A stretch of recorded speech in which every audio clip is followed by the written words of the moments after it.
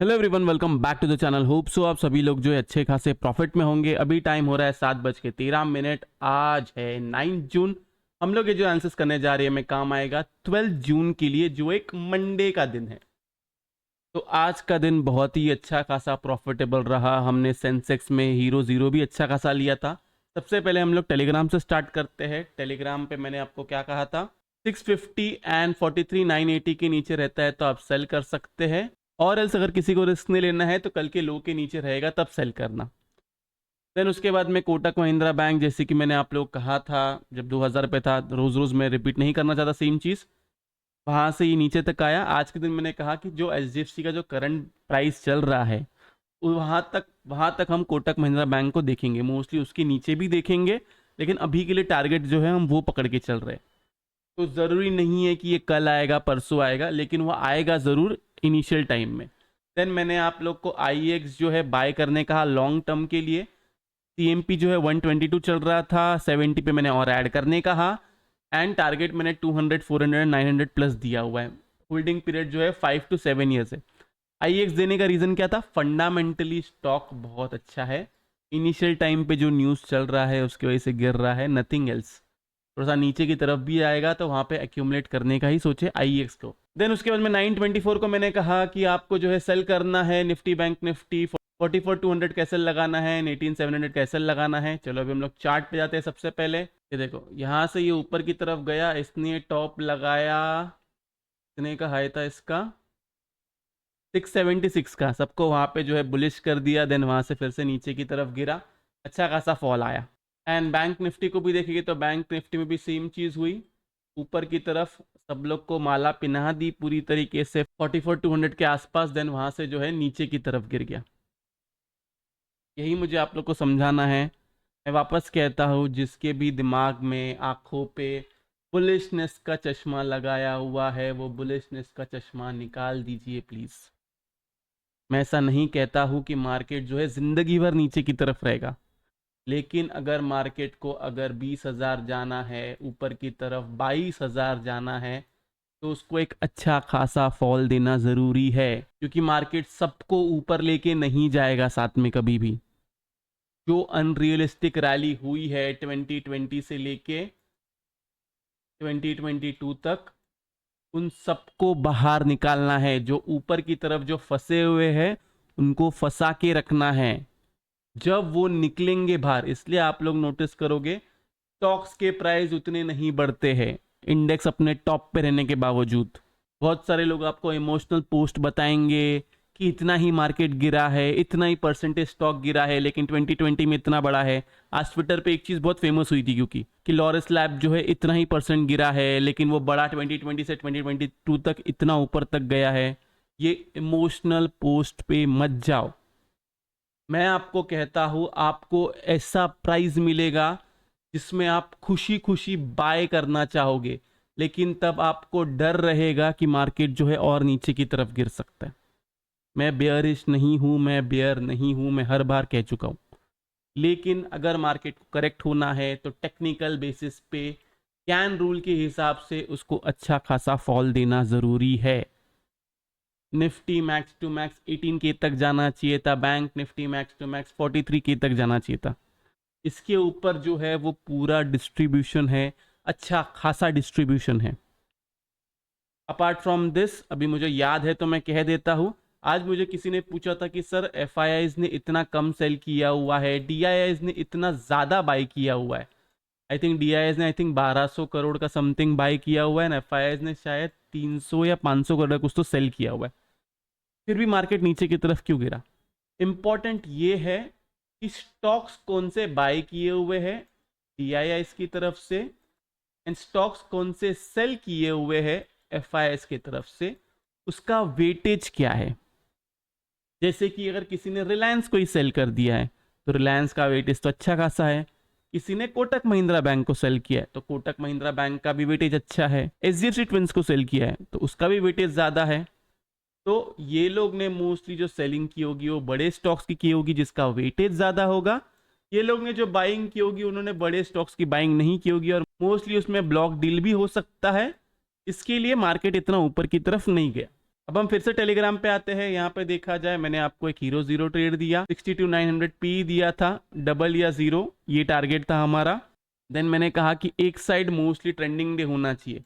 ये trending day होता था अगर सेंसेक्स का एक्सपायरी नहीं होता था तो, लेकिन फिर भी कोई नहीं। देन उसके बाद में फॉल आया, ये जो है 175 गया, हाई जो है इसने 200 का बनाया। तो इसके अंदर जो है मैं क्लियर कट कहता हूँ और मैं सच कहना चाहता हूँ, मैंने 170 पे बुक कर दिया था क्योंकि मुझे इससे ज़्यादा ग्रीड नहीं करना था। देखो आप लेते हो उसका डबल हो जाता है, इनफ है, उससे ज़्यादा ज़रूरत नहीं है आपको।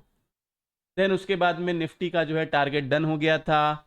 फिर से मैंने जो है सेल कहा, वहां से फिर से वापस जो है नीचे की तरफ गिरा, निफ्टी ने फिर से अपना टारगेट जो है अचीव किया। उसके बाद में मैंने एक और हीरो जीरो दिया। उसके पहले मैंने मेंबर्स को 10:30 को ही कह दिया था कि डेटा जो है बियरिश है, जो शीट मैंने बनाया हुआ है वो बियरिश था। देन वहां से जो है मार्केट नीचे की तरफ गिरा। फिर मैंने कहा कि एक रेंज में अगर है तो चुपचाप शांत बैठे रहो जब तक 44,080 एंड 18,600 के नीचे नहीं जाता। उसके नीचे जाता है तो फिर से वापस से सेल करो।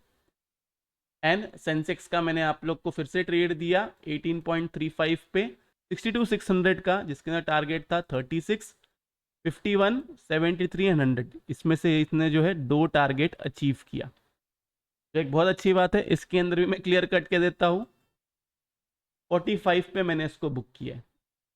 ये गया था 60 तक लेकिन मैंने बुक 45 पे किया। तो ये तो रही आज की बात। अपार्ट फ्रॉम दैट एक न्यूज़ जो है बहुत चल रही है, बहुत सारे टेलीग्राम वाले हैं, सब लोग कह रहे हैं पुतिन को लेके कि पुतिन ने शायद कुछ अनाउंस किया है न्यूक्लियर बॉम्ब को लेके, एक्सेट्रा एक्सेट्रा। मैंने न्यूज़ भी नहीं देखा वो। गाइस एक चीज़ ध्यान रखिए, मार्केट ख़त्म होने के बाद में ना अपना वीकेंड को एंजॉय करना सीखिए। उसके बाद में आपका टाइमिंग है 9 बजे से लेके 3:30 बजे तक। इसके बाद में क्यों देखना है आपको मार्केट को?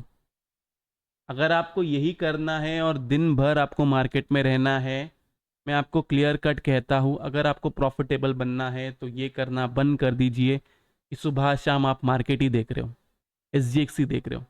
अपने फैमिली के साथ में टाइम बिताना सीखो, बहुत काम आएगा आपको आगे जाके। मैं खुद कभी भी 3:30 के बाद, मेरा दिन अच्छा जाए बुरा जाए मुझे कुछ फ़र्क नहीं पड़ता। उसके बाद में जो टाइम आता है वो टाइम मेरा है, मेरे फैमिली का है। हाँ, अगर मैं डाउ जोन्स के अंदर ट्रेड कर रहा हूँ तो बात अलग है। किसी में ट्रेड करता हूँ, जैसे कभी कभी कमोडिटी में ट्रेड कर लेता हूँ, लेकिन मैं रोज़ नहीं करता हूँ। तो जब ट्रेड करता हूँ तब ट्रेड लेने में बात अलग है। लेकिन अननेसेसरी SGX देखना, ये नॉर्मल रिटेलर जो है वो यही करता है। SGX देखेगा, सपने बना लेगा। देखो जो प्लान बनना होता है ना, वो प्लान 3:30 के पहले ही बन जाता है। 3:30 के बाद में मैं कभी भी चार्ट को नहीं देखता हूँ। ये मैं अभी रिसेंट टाइम से, पिछले 2 साल से इसलिए देखना चालू किया क्योंकि मैंने यूट्यूब स्टार्ट किया हुआ है। तो अभी हम लोग डेटा से स्टार्ट करते हैं। डेटा को देखें तो क्लाइंट्स बुलिश है, FIs बियरिश है, प्रोस को देखें तो स्टॉक फीचर्स के अलावा सब बियरिश है। TIS ने जो है स्टॉक फीचर्स निकाला हुआ है, इंडेक्स फीचर्स ऐड किया हुआ है। नेट पोजीशन पे जाने से पहले मैं आपको कहूंगा कि प्लीज़ वीडियो को लाइक कीजिए, नीचे कमेंट सेक्शन में कमेंट करके ज़रूर बताइए कि आपको वीडियो कैसा लगा और आज का दिन आपका कैसा रहा। जो मैंने कॉल्स दिए वो आपको हेल्प हुए या नहीं हुए। लाइक्स का जो हमारा टारगेट है वो है 500 एंड कमेंट्स का जो हमारा टारगेट है वो है 250 मिनिमम। इतना तो मैं आप लोग से एक्सपेक्ट कर ही सकता हूँ। अगर मैं आपको इतनी हेल्प कर रहा हूँ, इतना वीडियो बना रहा हूँ, तो इतना तो आप लोग मुझे दे ही सकते हो। अगर आप लोग चैनल पे नए हैं तो चैनल को सब्सक्राइब जरूर कीजिए। उसके साथ साथ अगर आपको लाइव मार्केट में कॉल्स चाहिए, निफ्टी, बैंक निफ्टी और स्टॉक्स में positionally option selling with hedge, futures with hedge and option buying, तो आप जो है मेंबरशिप ज्वाइन कर सकते हैं। लिंक डिस्क्रिप्शन में है और कमेंट सेक्शन में है। नेट पोजीशन को देखिए तो यहाँ पे देखा जाए क्लाइंट्स जो है बुलिश हो चुके हैं, FIs ऐसे बियरिश हो चुके हैं, प्रोस को देखे तो वो भी ऐसे बियरिश है, तो ये वाला बॉक्स बियरिश है। इंडेक्स कॉल को देखें तो यहाँ पे देखा जाए तो क्लाइंट्स की शॉर्ट साइड की पोजीशन ऐसे कम हुई हैं। FIs को देखे तो उनकी कॉल बाइंग की पोजीशंस कम हुई है। प्रोस को देखे तो उनकी कॉल राइटिंग यहाँ से बढ़ चुकी है। अब सबसे इंटरेस्टिंग डेटा ये है, इंडेक्स पुट का डेटा 5,86,492। अगर ये डेटा सही है, ट्रस्ट मी, अगर ये डेटा सही है, इसके हिसाब से अगर मार्केट चला तो ये डेटा जिसमें भी बना है, निफ्टी या बैंक निफ्टी, अगर निफ्टी में बना है तो निफ्टी मिनिमम से मिनिमम 300 पॉइंट गिरना चाहिए, और अगर बैंक निफ्टी में बना है तो बैंक निफ्टी मिनिमम से मिनिमम 1000 पॉइंट गिरना चाहिए। वापस सुनो मैं क्या कह रहा हूं, अगर ये डेटा सही है, ये बॉक्स सही है, तो वो होगा। अगर ये सिर्फ दिखावा है, जो पूरा डेटा रहेगा अगर वो दिखावा है, तो नहीं होगा, क्योंकि इतनी पुट राइटिंग, देन एफआईएस की इतनी पुट बाइंग एंड प्रोस की भी इतनी पुट बाइंग, ये पुट राइटिंग खाने के लिए बहुत है। और ये मोस्टली 44,000 पे जो है पुट राइटिंग हुई होगी, एंड 18,500 या 600 पे पुट राइटिंग हुई होगी। स्टॉक फ्यूचर्स को देखें तो स्टॉक फ्यूचर्स का बॉक्स यहाँ से अभी के लिए मैं न्यूट्रल टू बियरिश कहूंगा, क्योंकि 232 से अभी ये 213 पे आ चुका है। तो ये रहा डेटा। डेटा को अगर हम लोग क्लियरली देखें तो डेटा है बियरिश। अब इस बियरिश डेटा को प्ले कैसे करना है, सबसे पहले हम लोग ऑप्शन चेन पे जाते हैं। ऑप्शन चेन को देखें तो यहाँ पे देखा जाए, निफ्टी जो है कॉल राइटिंग है 18,600 पे, 18,650, 18,700, पुट राइटिंग है 18,500, 18,300 पे। ओके, तो पुट राइटिंग इसमें इतनी ज़्यादा नहीं है। देखो 44,000 पे पुट राइटिंग भरी हुई है, तो क्लाइंट्स की पूरी पुट राइटिंग है 44,000 पे। अगर ये लोग भागने पे आ गए तो आपको बैंक निफ्टी देखने मिलेगा 43,400 एंड 43K। वापस कहता हूँ, जो डेटा है अगर वो डेटा सही है तो आपको 43K जो है वो मंडे ट्यूसडे को देखने मिल सकता है, अगर डेटा चेंज नहीं हुआ तो। इसके अंदर देखें तो 44,000 पे अच्छी खासी जंग है, कॉल राइटिंग और पुट राइटिंग ही। देन उसके बाद में नीचे की तरफ अगर हम लोग देखें 43,500, 43,800 पे पुट राइटिंग है, 44,200 एंड 44,500 पे कॉल राइटिंग है।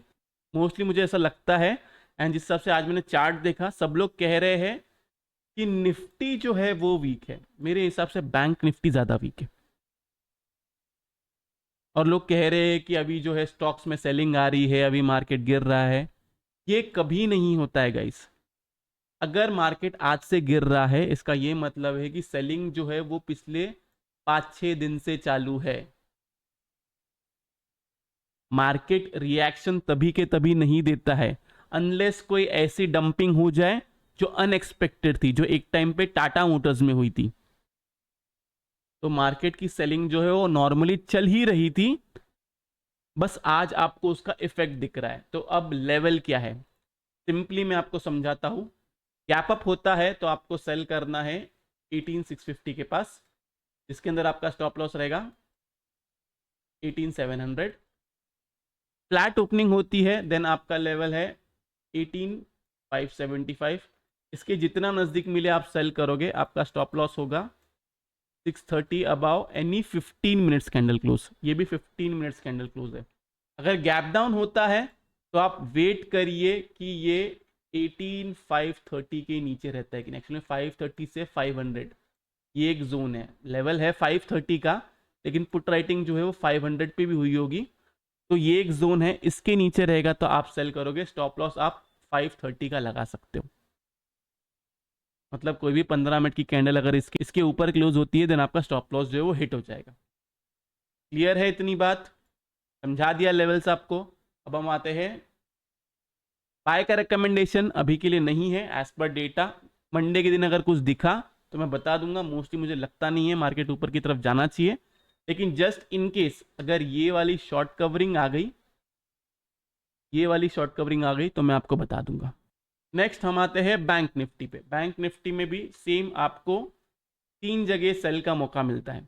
44,300 से 350 के पास आपको मिलता है, तो स्टॉप लॉस आपका रहेगा इसमें 44,400। टारगेट आपका नीचे की तरफ रहेगा 44K, 43,800, 43,600। That's it. यहाँ पे आपको प्रॉफिट बुक करना है। अब नहीं, फ्लैट ओपनिंग होती है, फ्लैट ओपनिंग होती है, देन 44K आपका लेवल है। लेवल निकल के आता है 43,980। इसके नीचे रहेगा तो आप सेल करोगे, स्टॉप लॉस आपका रहेगा 44,100 का। टारगेट आपका निकल के आता है 43,800, 43,600, देन उसके बाद में 43,400। और अगर गैप डाउन होता है देन 43,800 आपका लेवल है, इसके नीचे रहेगा तो ये दोनों आपके टारगेट निकल के आते हैं। देन फर्दर सेल आप तब करोगे जब 43,800 के नीचे रहेगा। देखो मैं वापस समझाता हूँ, जो भी मैंने आपको बताया है वो इस डेटा के बेस पे बताया है। मंडे के दिन अगर कुछ चेंजेस लगता है, ऐसा होता है कि डेटा बदल जाए, जिसके चांसेस एक्चुअल में सिर्फ 5 से 10% ही है कि डेटा बदल जाएगा, क्योंकि डेटा अच्छा खासा बियरिश है स्टिल। लेकिन अगर मंडे के दिन बदल जाएगा तो मैं अपडेट कर दूंगा टेलीग्राम पे, आप लोग प्लीज़ टेलीग्राम चैनल ज्वाइन कर लेना। दैट्स इट, और कुछ बोलने जैसा है नहीं। जो भी था वो मैंने ऑलमोस्ट क्लियर कर दिया हूँ। मेरे हिसाब से मार्केट बेयरिश है, मार्केट अच्छा खासा नीचे की तरफ गिरना चाहिए।